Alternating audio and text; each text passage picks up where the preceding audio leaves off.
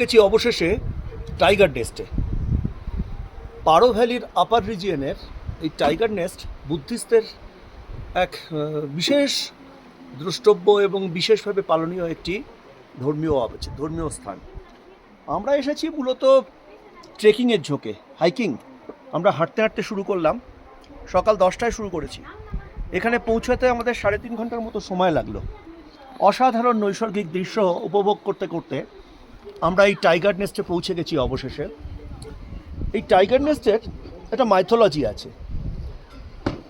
8th সেঞ্চুরিতে একজন গুরু রিংপোচে তিনি এখানে এসেছিলেন এক টাইগ্রেসের পিঠে চেপে। আসার পরে এখানে মেডিটেশন শুরু করলেন। তারপর মেডিটেশন করতে করতে গোটা ভুটানে তিনি বুদ্ধিস্ট যে ধর্ম, সেই ধর্মকে প্রচার করলেন। এটাই হচ্ছে মাইথোলজি।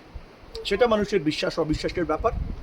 আমরা প্রাকৃতিক শোভা, সুন্দর নৈসর্গিক শোভা দেখতে দেখতে এখানে পৌঁছে গেছি। গুরু রিংপোচে তার অষ্টম ম্যানিফেস্টেশন নিয়ে এখানে অবস্থান করছেন। সুন্দর এখানে কেভস রয়েছে, মনেস্ট্রি রয়েছে।